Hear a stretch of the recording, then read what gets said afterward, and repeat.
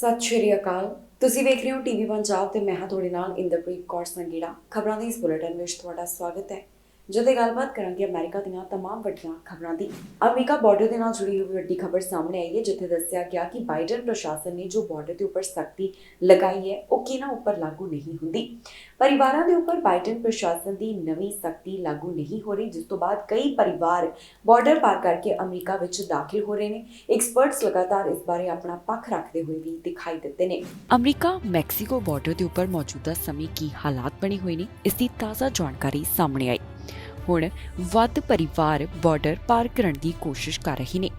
ਜਦੋਂ ਦਾ ਟਾਈਟਲ 42 ਖਤਮ ਹੋਇਆ ਤੇ ਬਾਈਡਨ ਪ੍ਰਸ਼ਾਸਨ ਵੱਲੋਂ ਮੈਕਸੀਕੋ ਅਮਰੀਕਾ ਬਾਰਡਰ ਦੇ ਉੱਪਰ ਟਾਈਟਲ 8 ਲਾਗੂ ਕਰ ਦਿੱਤਾ ਗਿਆ, ਜਿਸ ਦਾ ਮਤਲਬ ਹੈ ਕਿ ਬਾਰਡਰ ਦੇ ਰਾਹੀਂ ਗੈਰ ਕਾਨੂੰਨੀ ਤਰੀਕੇ ਆਉਣ ਵਾਲਿਆਂ ਤੇ ਹੁਣ ਸਖਤੀ ਹੋ ਸਕਦੀ ਹੈ। ਪਰ ਇਹ ਸਖਤੀ ਪਰਿਵਾਰਾਂ ਉੱਪਰ ਲਾਗੂ ਨਹੀਂ ਹੁੰਦੀ, ਜਿਸ ਕਾਰਨ ਵੱਡੀ ਗਿਣਤੀ ਦੇ ਵਿੱਚ ਪਰਿਵਾਰ ਬਾਰਡਰ ਪਾਰ ਕਰਦੇ ਹੋਏ ਦਿਖਾਈ ਦੇ ਰਹੇ ਨੇ। ਦੱਸ ਦਈਏ ਕਿ ਬਾਈਡਨ ਪ੍ਰਸ਼ਾਸਨ ਵੱਲੋਂ ਜੋ ਸਖਤੀ ਦਾ ਐਲਾਨ ਕੀਤਾ ਗਿਆ ਸੀ, ਉਸ ਮੁਤਾਬਕ ਜੇਕਰ ਕਿਸੇ ਨੂੰ ਡਿਪੋਰਟ ਕੀਤਾ ਗਿਆ ਤਾਂ ਉਸ ਦੇ ਉੱਪਰ 5 ਸਾਲ ਦਾ ਬੈਨ ਲਗਾਇਆ ਜਾਵੇਗਾ। ਪਰ ਜੇ ਕੋਈ ਬੱਚਾ ਆਪਣੇ ਮਾਂ-ਬਾਪ ਦੇ ਨਾਲ ਜਾਂ ਫਿਰ ਕੋਈ ਪਰਿਵਾਰ ਆਉਂਦਾ ਹੈ ਤਾਂ ਉਹਨਾਂ ਨੂੰ ਸਖਤੀ ਦਾ ਸਾਹਮਣਾ ਨਹੀਂ ਕਰਨਾ ਪੈਂਦਾ। ਹੁਣ ਇਹਨਾਂ ਪਰਿਵਾਰਾਂ ਨੂੰ ਕਿਤੇ ਨਾ ਕਿਤੇ ਪਤਾ ਲੱਗ ਚੁੱਕਿਆ ਹੈ ਕਿ ਜੇਕਰ ਉਹ ਗੈਰ ਕਾਨੂੰਨੀ ਤਰੀਕੇ ਬਾਰਡਰ ਪਾਰ ਕਰਕੇ ਜਾਂਦੇ ਨੇ ਤਾਂ ਬਾਈਡਨ ਪ੍ਰਸ਼ਾਸਨ ਦੀ ਨੀਤੀ ਤਹਿਤ ਉਹਨਾਂ ਨੂੰ ਬਹੁਤੀ ਸਖਤੀ ਦਾ ਸਾਹਮਣਾ ਨਹੀਂ ਕਰਨਾ ਪਵੇਗਾ, ਕਿਉਂਕਿ ਟਾਈਟਲ 8 ਦੇ ਰਾਹੀਂ ਉਹਨਾਂ ਦੇ ਉੱਪਰ ਜ਼ਿਆਦਾ ਸਖਤੀ ਨਹੀਂ ਹੁੰਦੀ। ਕੁਝ ਰਿਪੋਰਟਸ ਤੋਂ ਇਹ ਵੀ ਜਾਣਕਾਰੀ ਸਾਹਮਣੇ ਆ ਰਹੀ ਹੈ ਕਿ ਪਰਿਵਾਰਾਂ ਦੇ ਨਾਲ ਬਾਰਡਰ ਪਾਰ ਕਰਨ ਵਾਲਿਆਂ ਨੂੰ ਫੜਿਆ ਅਤੇ ਫਿਰ ਛੱਡ ਦਿੱਤਾ ਜਾਂਦਾ ਹੈ। ਪੰਜਾਬ ਕਾਂਗਰਸ ਦੇ ਪ੍ਰਧਾਨ ਰਾਜਾ ਵੜਿੰਗ ਦਾ ਅਮਰੀਕਾ ਵਿੱਚ ਵਿਰੋਧ ਹੋਇਆ, ਜਿਸ ਤੋਂ ਬਾਅਦ ਉਹ ਖੁਦ ਲਾਈਵ ਹੋਏ ਨੇ ਤੇ ਉਹਨਾਂ ਵੱਲੋਂ ਇੱਕ ਵੱਡਾ ਬਿਆਨ ਵੀ ਜਾਰੀ ਕੀਤਾ ਗਿਆ।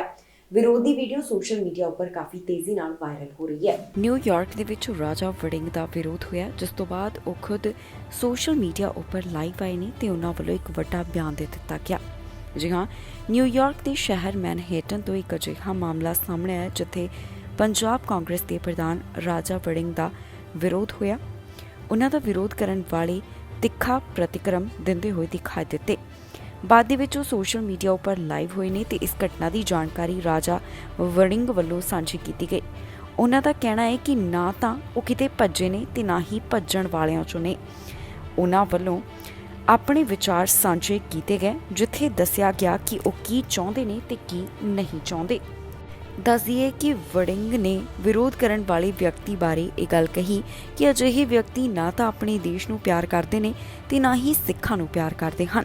ਉਹਨਾਂ ਵੱਲੋਂ ਕਿਹਾ ਗਿਆ ਕਿ ਇਹੋ ਜਿਹੇ ਲੋਕਾਂ ਦਾ ਕਿਸੇ ਨਾਲ ਕੋਈ ਵਾਸਤਾ ਨਹੀਂ ਹੁੰਦਾ। ਉਹ ਲੋਕ ਪੈਸੇ ਦੇ ਕੇ ਲਿਆਂਦੇ ਗਏ ਹੁੰਦੇ ਨੇ। ਇਹ ਦਿਹਾੜੀ ਤੇ ਲਿਆਂਦੇ ਗਏ ਲੋਕ ਆਪਣਾ ਕੰਮ ਕਰਦੇ ਨੇ ਤੇ ਰੌਲਾ ਪਾ ਕੇ ਚਲੇ ਜਾਂਦੇ ਹਨ। ਇੱਕ ਵਾਰ ਫਿਰ ਤੋਂ ਉਹਨਾਂ ਨੇ ਆਪਣੀ ਗੱਲ ਦੁਹਰਾਈ ਕਿ ਨਾ ਤਾਂ ਉਹ ਭੱਜਣ ਵਾਲੇ ਨੇ ਤੇ ਨਾ ਹੀ ਉਹ ਭੱਜੇ ਹਨ। ਕੈਨੇਡਾ ਵਿੱਚ ਕਿਹਨਾਂ ਨੂੰ ਪੀਆਰ ਆਸਾਨੀ ਦੇ ਨਾਲ ਮਿਲੇਗੀ, ਇਸ ਬਾਰੇ ਇਮੀਗ੍ਰੇਸ਼ਨ ਵਿਭਾਗ ਵੱਲੋਂ ਦੱਸਿਆ ਗਿਆ। ਉਹਨਾਂ ਦਾ ਕਹਿਣਾ ਹੈ ਕਿ ਜਿਹੜੇ ਹੁਨਰਮੰਦ ਕਾਮੇ ਨੇ ਉਹਨਾਂ ਨੂੰ ਪਹਿਲ ਦੇ ਆਧਾਰ ਦੇ ਉੱਪਰ ਪੀਆਰ ਦਿੱਤੀ ਜਾਣੀ ਹੈ। ਐਕਸਪ੍ਰੈਸ ਐਂਟਰੀ ਦੇ ਵਿੱਚ ਕੁਝ ਬਦਲਾਅ ਕੀਤੇ ਗਏ ਹਨ। ਕੈਨੇਡਾ ਦੇ ਇਮੀਗ੍ਰੇਸ਼ਨ ਵਿਭਾਗ ਵੱਲੋਂ ਕਿਹਨਾਂ ਨੂੰ ਪਹਿਲ ਦੇ ਆਧਾਰ ਦੇ ਉੱਪਰ ਪੀਆਰ ਦਿੱਤੀ ਜਾਣੀ ਹੈ, ਇਸ ਬਾਰੇ ਤਾਜ਼ਾ ਜਾਣਕਾਰੀ ਸਾਹਮਣੇ ਆਈ।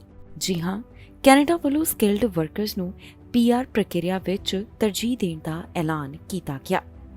ਕੈਨੇਡਾ ਵਿੱਚ ਹੁਨਰਮੰਦ ਕਾਮਿਆਂ ਦੀ ਘਾਟ ਨੂੰ ਖਤਮ ਕਰਨ ਦੇ ਇਰਾਦੇ ਨਾਲ ਕੈਨੇਡੀਅਨ ਇਮੀਗ੍ਰੇਸ਼ਨ ਮੰਤਰਾਲੇ ਵੱਲੋਂ ਐਕਸਪ੍ਰੈਸ ਐਂਟਰੀ ਪ੍ਰੋਗਰਾਮ ਵਿੱਚ ਬਦਲਾਵ ਕਰਕੇ ਸਕਿਲਡ ਵਰਕਰਸ ਨੂੰ ਪੀਆਰ ਪ੍ਰਕਿਰਿਆ ਵਿੱਚ ਤਰਜੀਹ ਦੇਣ ਦਾ ਐਲਾਨ ਕੀਤਾ ਗਿਆ। ਕੈਨੇਡਾ ਦੇ ਇਮੀਗ੍ਰੇਸ਼ਨ ਮੰਤਰੀ ਸ਼ੌਨ ਫਰੇਜ਼ਰ ਵੱਲੋਂ ਇਸ ਬਾਰੇ ਐਲਾਨ ਕੀਤਾ ਗਿਆ। ਇਮੀਗ੍ਰੇਸ਼ਨ ਮੰਤਰਾਲੇ ਵੱਲੋਂ ਸਾਂਝੀ ਕੀਤੀ ਗਈ ਜਾਣਕਾਰੀ ਮੁਤਾਬਕ ਐਕਸਪ੍ਰੈਸ ਐਂਟਰੀ ਸਿਸਟਮ ਵਿੱਚ ਸਾਂਝੇ ਕੀਤੇ ਗਏ ਕਿੱਤਿਆਂ ਅੰਦਰ ਮੁਹਾਰਤ ਰੱਖਣ ਵਾਲੇ ਬਿਨੇਕਾਰਾਂ ਨੂੰ ਪਹਿਲ ਦੇ ਆਧਾਰ ਦੇ ਉੱਪਰ ਇਨਵੀਟੇਸ਼ਨ ਭੇਜੇ ਜਾਣਗੇ। ਫਿਲਹਾਲ ਇਸ ਇਮੀਗ੍ਰੇਸ਼ਨ ਮੰਤਰਾਲੇ ਵੱਲੋਂ ਹੇਠ ਲਿਖੇ ਬਿਨੇਕਾਰਾਂ ਨੂੰ ਤਰਜੀਹ ਦੇਣ ਦਾ ਐਲਾਨ ਕੀਤਾ ਗਿਆ। ਹੈਲਥ ਕੇਅਰ ਸੈਕਟਰ ਵਿੱਚ ਮੁਹਾਰਤ ਰੱਖਣ ਵਾਲੇ ਬਿਨੇਕਾਰ, ਵਿਗਿਆਨ, ਟੈਕਨੋਲੋਜੀ, ਇੰਜੀਨੀਅਰਿੰਗ ਅਤੇ ਗਣਿਤ ਆਦਿ ਵਿੱਚ ਮੁਹਾਰਤ ਰੱਖਣ ਵਾਲੇ ਬਿਨੇਕਾਰ, ਪਲੰਬਰ, ਤਰਖਾਣ ਅਤੇ ਹੋਰ ਟ੍ਰੇਡ ਮਾਹਰ, ਖੇਤੀਬਾੜੀ ਦੇ ਵਿੱਚ ਮੁਹਾਰਤ ਰੱਖਣ ਵਾਲੇ ਬਿਨੇਕਾਰ। ਇਸ ਤੋਂ ਇਲਾਵਾ ਕੈਨੇਡਾ ਵੱਲੋਂ ਫ੍ਰੈਂਚ ਭਾਸ਼ਾ ਵਿੱਚ ਮੁਹਾਰਤ ਰੱਖਣ ਵਾਲੇ ਬਿਨੇਕਾਰਾਂ ਨੂੰ ਵੀ ਤਰਜੀਹ ਦੇਣ ਦਾ ਐਲਾਨ ਕੀਤਾ ਗਿਆ ਹੈ। ਕੈਥੀ ਸਟੇਡੀਅਮ ਪਹੁੰਚੇ, ਜਿੱਥੇ ਉਹਨਾਂ ਵੱਲੋਂ ਖਾਸ ਜਾਣਕਾਰੀ ਸਾਂਝੀ ਕੀਤੀ ਗਈ। ਨਿਊਯਾਰਕ ਤੋਂ ਇਹ ਅਪਡੇਟ ਸਾਹਮਣੇ ਆਈ ਹੈ। ਉਹਨਾਂ ਵੱਲੋਂ ਕੀ ਕੁਝ ਕਿਹਾ ਗਿਆ ਤੁਹਾਨੂੰ ਇਸ ਖਬਰ ਵਿੱਚ ਦੱਸਾਂਗੇ। ਕੈਥੀ ਬਫਲੋ ਦੇ ਵਿੱਚ ਪਹੁੰਚੇ, ਜਿੱਥੇ ਉਹ ਨਿਊ ਬਫਲੋ ਬਿਲਜ਼ ਸਟੇਡੀਅਮ ਅੰਦਰ ਦਿਖਾਈ ਦਿੱਤੇ। ਇਸ ਦੌਰਾਨ ਉਹਨਾਂ ਵੱਲੋਂ ਕੁਝ ਖਾਸ ਵਿਚਾਰ ਸਾਂਝੇ ਕੀਤੇ ਗਏ। ਕੀ ਕਹਿਣਾ ਉਹਨਾਂ ਦਾ, ਆਓ ਤੁਹਾਨੂੰ ਸੁਣਾਉਂਦੇ ਹਾਂ। I was not going to be the first governor in the state of New York to lose a team, Buffalo Bills, and nor was he going to be the first county executive. We saw how important this was to this community, not just the economic impact of over $385 million a year, put an exclamation point on that, but also the psyche of this community rises and falls with the fortunes of the Buffalo Bills. It's just part of our story, part of our identity. So, Mark, I want to thank you and your incredible team for, again, putting in the long hours, making this happen, being a great partner of mine in the legislature, April Baskin, and the Community Benefits Agreement. This is an agreement that's going to benefit people for decades to come. And it's not just sports related. It's about workforce development. It's about job training. It's about anti-violence initiatives. So this is going to have an impact way beyond what we're doing here today. So to our local elected officials, I thank you. Our partners at the federal level, Senator Schumer and Senators Gillibrand, were keenly watching the progress, making sure this occurred. Locally, we have Congressman Brian Higgins. I want to thank him for representing this area for such a long time. And now Lick Langworthy, I want to thank for what you're doing for us. Senator Galvin representing our delegation. They are hard at work right now. And I thank the entire delegation. This was not an easy lift, my friends. While we think it was easy here in Western New York, getting it through the New York State Legislature, which has a lot of people from parts of the state that are not Buffalo, it was hard. But we got it done. I want to thank Majority Leader Andre Stewart Cousins. I want to thank Speaker Carl Heastie and everyone involved in helping us get to the finish line, getting into the end zone to make this happen. Let's give them a round of applause as well. Byron Brown, a true fighter to make sure the Bills stayed here in Buffalo as well. I thank you. My number one priority was not just to build a stadium.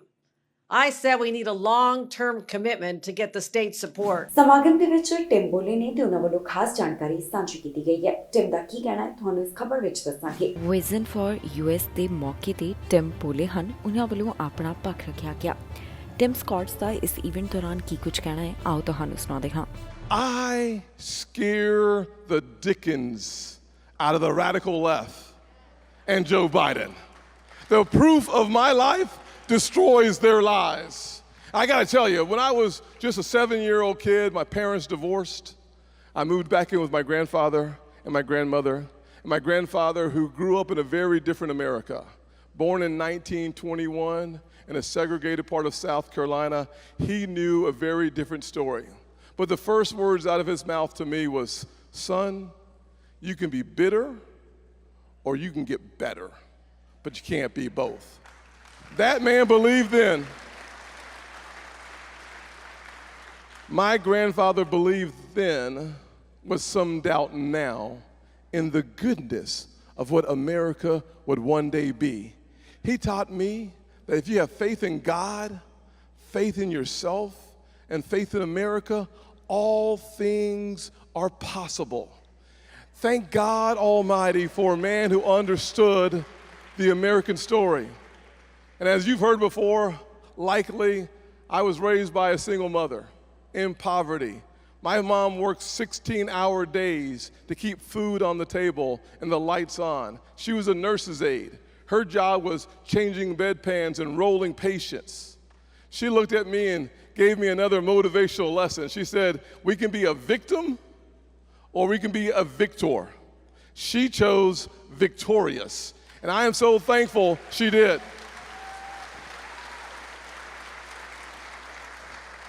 She also taught me that there is dignity in all work. That's why I know if you're able-bodied in America, you work. Every single able-bodied American should go to work. ਇਹ ਸਨ ਕੁਝ ਖਬਰਾਂ ਜਿਹੜੀਆਂ ਅੱਜ ਦਾ ਦਿਨ America ਤੋਂ ਸਾਹਮਣੇ ਆਈਆਂ। ਬਾਕੀ ਖਬਰਾਂ ਲਈ ਤੁਸੀਂ ਬਣੇ ਰਹੋ ਟੀਵੀ ਪੰਜਾਬ ਨਾਲ।